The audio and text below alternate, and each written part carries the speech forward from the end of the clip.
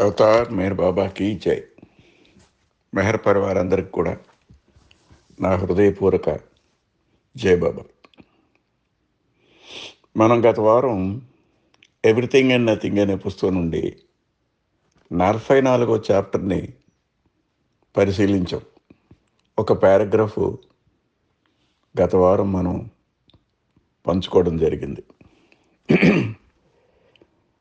ఇది చాలా ఇంపార్టెంట్ అని చాప్టర్ మరోమారు మనం గుర్తు చేసుకుందాం. ఎందుకంటే భగవంతుడు మాత్రమే ఉన్నాడు, ఉనికి కలిగి ఉన్నాడు. భగవంతుడే ఉనికి కలిగి ఉన్నాడు.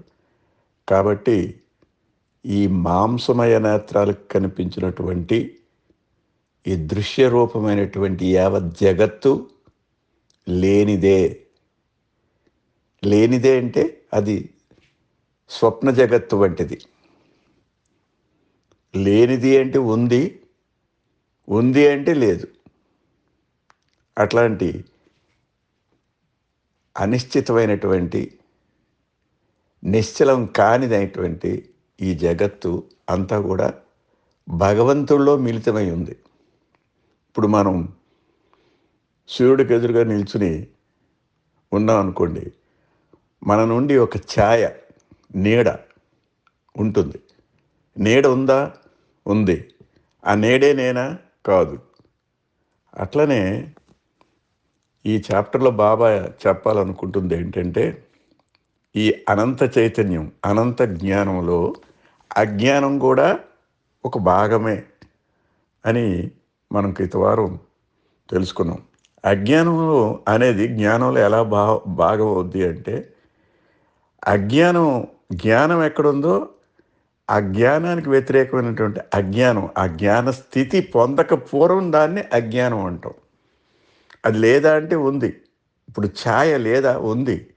ఆ ఛాయకి అసలు ఒక స్వరూపం ఉందా? దానికి ఒక ఉనికి ఉందా? లేదు. ఎందుకు? ఆబ్జెక్ట్, ఆ మనిషి అవ్వండి, వస్తువు అవ్వండి, ఏదైనా ఉంటే దాని తాలూకా ఛాయ దాని ప్రక్కన ఏర్పడుతుంటుంది. కాబట్టి ఛాయ ఎక్కడి నుండి వచ్చింది? ఆ ఆబ్జెక్ట్ నుండి, ఆ వస్తువు నుండి, ఆ వ్యక్తి నుండి వచ్చింది. కానీ ఛాయే ఆ వ్యక్తి కాదు. కానీ ఆ వ్యక్తి ఉంటే మాత్రం ఛాయ ఉంటుంది. అట్లాగనే జ్ఞానము అనే తత్వం భగవత్ తత్వం. ఆ అజ్ఞానము అనేది దానికి వ్యతిరేక స్థితి. ఆ అజ్ఞానం అంటూ ఉంటుంది. ఉండి ఉండి తర్వాత జ్ఞానం ఎప్పుడైతే ప్రాప్తిస్తుందో అజ్ఞానం ఎక్స్టింగ్విష్ అయిపోతుంది. పూర్తిగా కనిపించకుండా మాయైపోద్ది. అంటే చీకటి ఉంది, చీకటి కళ్ళు పొడుచుకొని కనిపించదు. ఒక్క అగ్గిపుల్ల వెలిగించినట్టయితే ఒక్కసారి వెలుతురు వచ్చేస్తుంటుంది. ఇంకెప్పుడు ఎక్కడుంది చీకటి? లేదు. కాబట్టి చీకటి అనేది ఉంది అంటే ఉంది, అది లేనిది అంటే లేదు. లేకపోవడం కావాలని ఎప్పుడు వస్తుంది? ఆ వెలుతురు వచ్చినప్పుడు వస్తుంది. అట్లనే ఇంతవరకు భగవత్ స్పర్శ కానీ, భగవత్ దృష్టి కానీ, భగవంతుడి మీద ఆలోచన కానీ, భగవంతుడి యొక్క మన మనసును మరల్చడం కానీ లేనంత వరకు అజ్ఞానమే. ఎప్పుడైతే ఒకప్పుడు ఆ జ్ఞానం సంప్రాప్తించిందో, ఆ జ్ఞానం పరిపూర్ణమైందో, అప్పుడు ఈ అజ్ఞానం అనేది వెతికనే కనిపించదు. అది మనం క్రితం వారం మనం తెలుసుకున్నాం. ఇక బాబా తర్వాత ఏ విధంగా దీన్ని పరిశీలించమని చెప్పి కోరుకున్నారో అది ఆయన మాటల్లో చదువుకుంటూ మనం కొనసాగిద్దాం. మన ప్రసంగాన్ని, అందులో ఉండే నిగూఢమైన అర్థాన్ని పంచుకుందాం. అవతార్ మెహర్ బాబాకి జై. బాబా ఇలా చెప్తున్నారు, I assert unequivocally that I'm infinite consciousness. నాకుండే అధికారంతో నిర్ద్వందంగా చెప్తున్నాను, నేను అనంత చైతన్యుణ్ణి. Infinite conscious, assert unequivocally that I'm infinite consciousness అని చెప్తున్నారు. And I can make this assertion because I am infinite consciousness. నేను ఎందుకు ఇలా చెప్తున్నానంటే, నేను నిజమైనటువంటి ఆ అనంత చైతన్యుణ్ణి కాబట్టే, అది నేను అనుభవిస్తున్నాను కాబట్టే, నాకు ఉండేటటువంటి ఆ దివ్య అధికారంతో చెప్తున్నాను, I am that infinite consciousness అని చెప్తున్నాను. అంటే ఎవరు ఇన్ఫినిట్ అంటే అనంతం. అనంతమైనది ఇన్నుంటే ఒకటే, ఇంక రెండుంటే మరి అది అనంతం కాదు. కాబట్టి ఐఎమ్ ది ఇన్ఫినిట్ కాన్షియస్నెస్, నిర్ద్వందంగా చెప్తున్నాను అని ఆయన బలపరిచి బల్లగుద్ది చెప్తున్నారు అనమాట. I'm unequivocally that I'm infinite consciousness. I accept అన్నారు. అందుకే నాకుండే దివ్యాధికారంతో నేను చెప్తున్నాను అంటామే, అది అధికారంతో చెప్తున్నాడు. I accept and I can make this assertion because I'm infinite consciousness. ఎందుకు నేను అంత ధైర్యంగా నాకుండే అధికారం ఉందని చెప్పి, ఇది యథార్థమైందని చెప్పి ఎందుకు చెప్తున్నానంటే, నేను ఆ యథార్థ స్థితిని కాబట్టి, నాకు చెప్పేటటువంటి యోగ్యత, చెప్పేటటువంటి అధికారం నాకు ఉంది కాబట్టి, ఆ దివ్యమైన అధికారంతో నేను చెప్తున్నాను ఐఎమ్ ది ఇన్ఫినిట్ కాన్షియస్నెస్. ఇంక ఇలా చెప్తున్నారు కొనసాగిస్తుంది. I'm everything and I'm beyond everything. నేను అంతటా నేనే ఉన్నాను, అన్నిటా నేనే ఉన్నాను, అంతటికీ అన్నింటికి కూడా ఆవల ఉన్నాను. అది మనం చెప్పుకుంటాం కదా ప్రేయర్లో. కాబట్టి ఆయన ఏం చెప్తున్నారు, ఐఎమ్ ఎవ్రీథింగ్. నేను అన్నీ నేనే. నువ్వేమన్నాను అది నేనే. నువ్వు ధూళన్నాను, లేకపోతే దివ్యమైన వస్తువు ఏది చూపించిన అది నేనే, నీచమైన ఏ వస్తువు చూపించిన అది నేనే. ఎందుకంటే నేనే ఉన్నాను కనుక, నాకు నేను కాకుండా ఏది లేదు కాబట్టి, ఆకు నేనే, అలమ నేనే, అంతమైంది నేనే, అనంతమైంది నేనే. కాబట్టి ఏమో చెప్తున్నారు, I'm everything and I'm beyond everything. అన్నింటికి ఆవాలి. ఎన్ని అనుకుంటావో అన్ని వస్తువులు నీకు కానీ శక్తి ఉంటే నువ్వు నిదర్శనం నువ్వు చెప్పాలనుకుంటే అన్నీ చెప్పు, అన్నీ నేనే. ఏం చెప్పినా నేనే. మరి అన్నిటికీ కూడా ఆవల కూడా ఉన్నది నేనే. అంటే there is know anything except God అనమాట. అది ధృవీకరించడానికి కోసం చెప్తున్నారు. మరి విశ్వరూప సందర్శనం మనం చూసాం. ఆ శ్లోకాలు మనం విన్నాము, అవి అర్థం కాకపోవచ్చు. కానీ కనీసం మన పూర్వీకులు ఉన్నప్పుడు ఆ విశ్వరూప సందర్శన ఫోటో ఒకటి మన ఇంట్లో ఉంటుంది. మనం ఎన్నోసార్లు చూసే ఉంటాం. అందులో చూడండి, అందులో లేనిది లేదు. వికృతమైన ఆకారాలు ఉంటాయి, సుందరమైన ఆకారాలు ఉంటాయి, మంచి ఉంటాయి, చెడ్డ ఉంటుంది, అగ్ని ఉంటుంది, వాయువు ఉంటుంది, అన్నీ ఆ ఫోటోలో ఉంటుంది. నిశ్చితంగా పరిశీలించి ఆ ఫోటోని కానీ చూసినట్టయితే అందులో లేనిది ఏది ఉండదు. అంటే అదే విశ్వరూపం. విశ్వరూపం భగవంతుడి తాలూకా రహస్యం, అది ఆయన తాలూకా ఉనికికి నిదర్శనం అది. కాబట్టి ఆయన ఏం చెప్తున్నారు, I'm everything and I'm beyond everything. ఇక అంతేనండి. మనకి మాటలకు అందని భావం అది ఎవరు ఎక్స్ప్లెయిన్ చేయలేరు.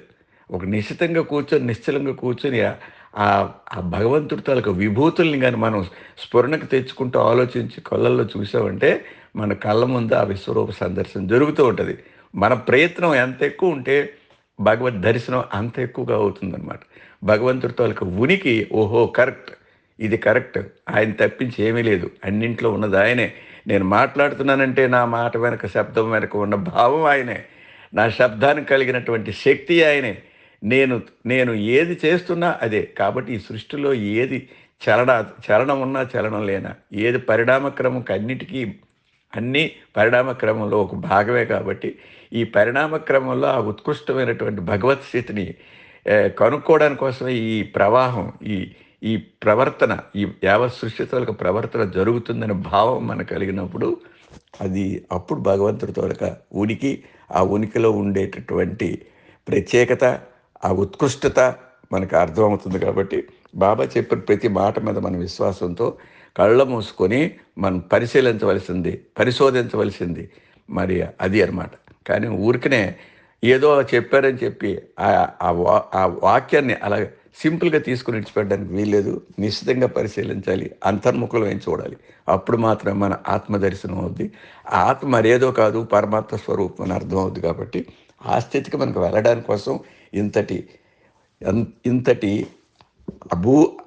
అమోఘమైనటువంటి జ్ఞానాన్ని బాబా ఈ చాప్టర్లో మనకి చెప్పడం జరుగుతుందన్నమాట. Next paragraph, I'm ever conscious that I'm you while you are never conscious that I'm in you. ఇంక చూసారా ఎలా పొద్దుకి ఈ మాటలు ఎలాగా ఆయన కూర్చారో చూడండి. I'm ever conscious that I'm you. నాకు ఎప్పుడు కూడాను నాకు తెలుసు మీరందరూ కూడా నేనే అనే భావం నాకు.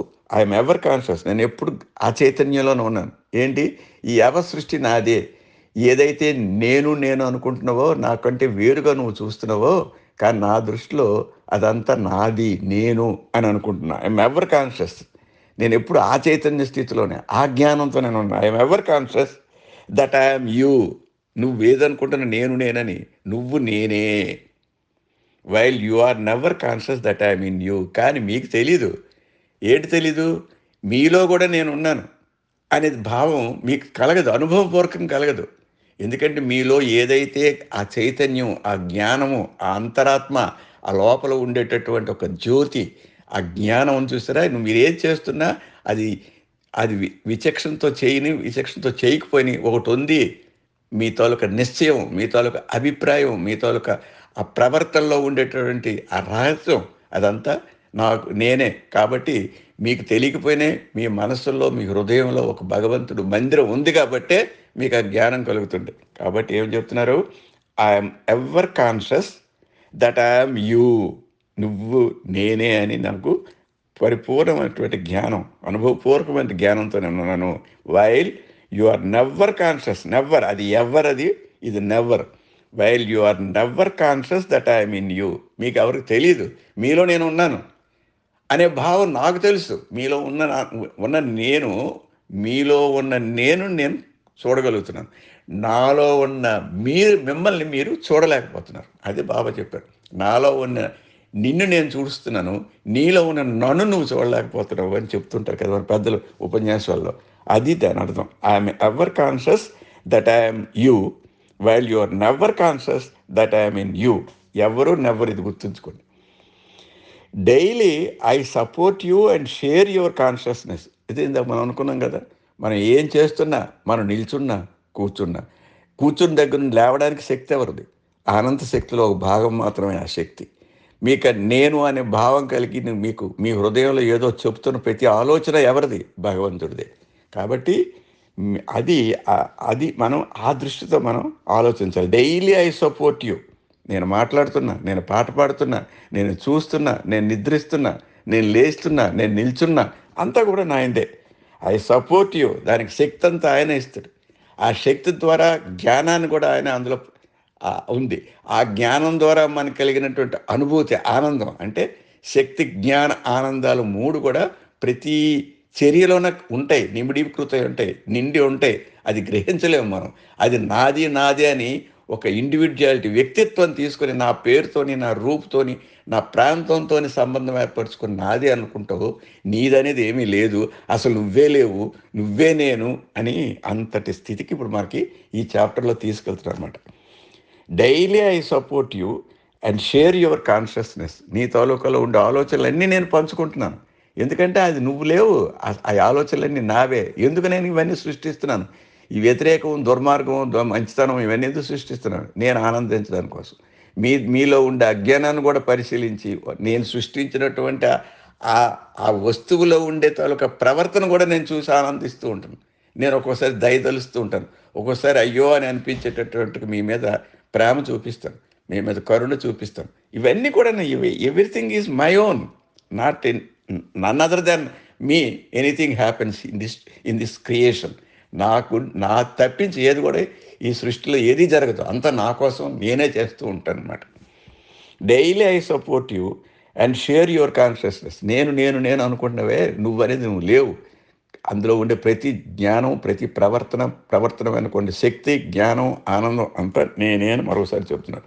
Now I want you to uphold me so that one day you can share my consciousness. ఎందుకు మీలో ఇవన్నీ ఈ విభిన్నమైనటువంటి అనుభూతులు కలిగించి విభిన్నమైనటువంటి ప్రవర్తనలు ఎందుకు చేస్తున్నానంటే, అలా చేసిన తర్వాత నీకు ఒక్క సమయంలో ఈ సృష్టి రహస్యం తెలుసుకోవడానికి కోసం నీ మనస్సు అటు ప్రయత్నించి నీ మందిరంలో ఆ జ్ఞానం కలిగి నేనే భగవంతుడు అనే భావం కలిగించడానికి కోసమే ఈ వ్యతిరేక స్థితులన్నీ సృష్టించి నీ అంతలు నీగా మార్పు చెంది ఆ వైరాగ్యం ఏర్పడి, ఆ నైరిష్యం ఏర్పడి, అసలు ఈ ద్వంద్వత్వం నుండి ఏకత్వానికి నీ ప్రయాణం సుగమంగా చేయడం కోసం మాత్రమే నేనంతా చేస్తున్నాను. Now I want you to uphold me. నన్ను నువ్వు తెలుసుకోవడానికి కోసం, ఆ నిజ స్థితిని గ్రహించడానికి కోసమే ఈ విభిన్నమైనటువంటి రీతుల్లో నువ్వు సంచరించేటట్టు నేనే చేస్తున్నాను. నీ ప్రతి ప్రయత్నంలోనే, నీ ప్రతి ఆలోచనలోనే, ప్రతి ప్రవర్తనలోనే నేనే ఉన్నాను అని చెప్తున్నారు. So that one day you can share my consciousness. కాబట్టి ఒకరోజు ఎప్పుడో ఒకప్పుడు ఈ నా తాలూకా ఆ ఉనికిని నువ్వు గ్రహించగలిగి నా దగ్గరగా వచ్చి నాలో మిళితం అవ్వడం కోసం నీకు నీ మార్గాన్ని సుమగం చేయడం కోసమే నేను ఈ ప్రయత్నం అంతా, ఈ సృష్టి అంతా, ఈ రహస్యం అంతా నేను నేను మీకు ఇరుకుపరుస్తున్నాను అని చెప్పి బాబా చెప్పాడు అన్నమాట. For man unconsciousness of actually possessing the never-ending, continuously conscious experience that God is everything and all else is nothing, everything is everything. అయితే ఇక ఇక ఇక మళ్ళీ నెక్స్ట్ పారాగ్రాఫ్లో ఇలా చెప్తున్నారు. ఫర్ మ్యాన్, మనిషి కోసం ఏంటి? unconscious of actually possessing the never-ending conscious experience that God is everything and all else is nothing, everything is everything. అదేనండి, అనేక విధాలుగా ఈ పద పొందికల్లో మనకు చెప్పిందే చెప్తున్నారు. నిజంగా అందులో ఒకసారి ఆలోచిస్తే మనకు ఎంతో ఆలోచనలో ఎన్నో విధాలైనటువంటి అవగాహన కలుగుతూ ఉంటుంది. కానీ మన ఎక్స్ప్రెషన్ ఉంది చూసారా, దాన్ని మనం బయటికి వ్యక్తపరచడంలో మన తాలూకా లిమిటెడ్ శక్తి, ఆ లిమిటెడ్ ఎక్స్ప్రెషన్లో ఉండే ఆ వ్యత్యాసం ఏంటంటే మనం ఎక్స్ప్రెస్ చేయలేం, అనుభూతి పొందుతుంటాం, భగవంతుని ఉనికిని తెలుసుకోగలుగుతుంటాం. ఎందుకంటే మనం ఆ స్థితిలోకి వెళ్ళడానికి కోసం ప్రయత్నిస్తున్నాం, దైవాన్వేషణ చేస్తున్నాం కాబట్టి మనకు దాని సంగతి తెలుస్తుంది. కానీ అది అనుభవైక్యమైనటువంటి విద్య కానీ, అనుభవైక్యమైనటువంటి జ్ఞానమే కానీ ఇంకోళ్ళకి వ్యక్తపరిచే జ్ఞానం కాదు. కాబట్టి మనలో ఉండే ఆ అనుభూతులను ఒకసారి వ్యక్తపరచలేం. కాబట్టి for man unconscious of actually possessing the never-ending conscious experience that God is everything and all else is nothing. భగవంతుడే అన్నిటా ఉన్నాడు, అంతా ఆయన ఒక అనుభూతి, ఒక జ్ఞానం కలుగుతుంది. దాన్ని సపోర్టింగ్గా మనం మాట్లాడలేం, ఎందుకంటే మనకు శక్తి లేదు, ఆ వ్యక్తపరిచే జ్ఞానం లేదు. అది ఒకటి అనుభవించి ఆలోచించి ఆనందించడం తప్పించి ఏదో ఎవరికో టీచ్ చేయడం కోసం బోధించాలనుకుంటే మనం బోధించలేము. అందుకని ఎవరికి వాళ్ళే ఆ అనుభూతిని పొందాలి అని చెప్పడానికి కోసం ఈ ఉద్దేశం అనమాట. God is everything and all else is nothing, everything is everything. అన్నీ సమూలంగా ఏది అంతా నేనే అని చెప్పిన మాట అది శాశ్వతమైంది, అది అనుభవించవలసిందే అని చెప్తున్నారు. కాబట్టి బాబా ఇప్పుడు మళ్ళీ విభూతుల్లోకి వెళ్ళారు. తను ఎక్కడున్నాడో చెప్తున్నాడు చూడండి. Air is, water is, fire is, earth is, light is, darkness is, stone is, iron is, vegetarian is, insect is, fish is, bird is, beast is, man is, good is, bad is, pain is, pleasure is.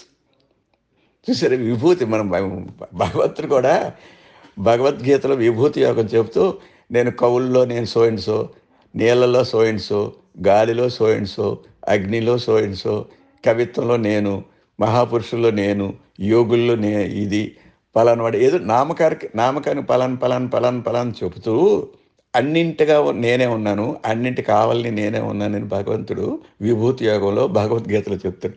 అలాగే ఇప్పుడు నువ్వు ఎక్కడున్నావురా బాబు అని మన సందేహం కలుగుతుంది. కాబట్టి అంతా నేనే అంటావేటి, ఎక్కడున్నావు నువ్వు అంటే నువ్వేదనుకుంటున్నావు చెప్పు అని మనకు ప్రశ్నించారు.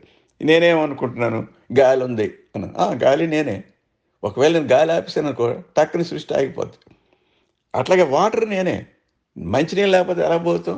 ఆక్సిజన్ అందులో ఉంది కదా, మరి మంచినీళ్ళు కావాలి కదా, హైడ్రోఎలక్ట్రిక్, అది కూడా నేనే. తర్వాత ఫైర్ ఈజ్, అగ్ని లేకపోతే కూడా ఇప్పుడు ఎంత ప్రమాదమైంది అనుకుంటాం అగ్ని, అది అవసరం కూడా అంత అవసరం కదా.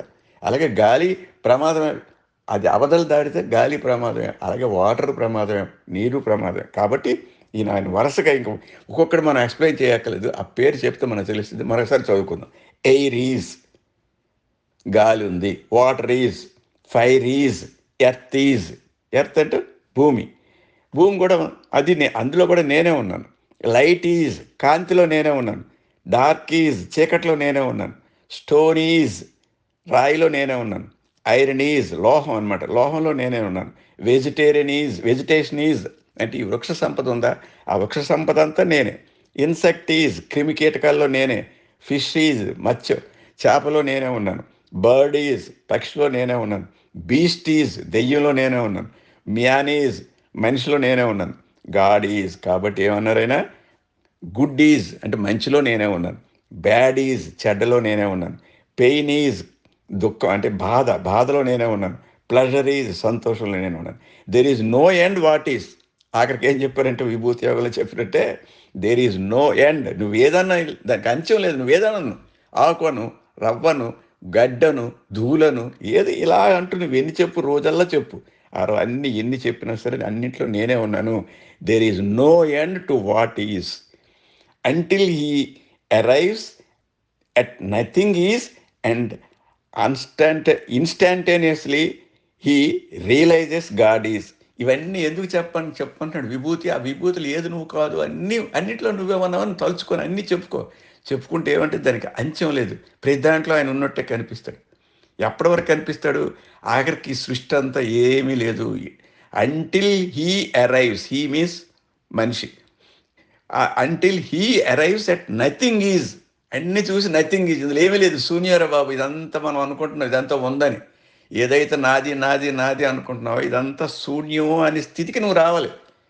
ఆ స్థితికి వచ్చేంత వరకు కూడాను నువ్వు ఎన్నైనా తెలుసుకో, నా విభూతి అన్నింటిలో నేను కనిపిస్తూనే ఉంటాను. Until he arrives at nothing is, ఏమీ లేదు, శూన్యం కూడా నేనే అన్న స్థితికి నువ్వు రావాలి. And instantaneously he realises God is, he means మనిషి, మ్యాన్. ఎప్పటి వరకు అది అలాగా అనుకోవాలి? అన్నింట్లో ఆయనే కనిపిస్తున్నాడు, ప్రతిదీ ఆయనే.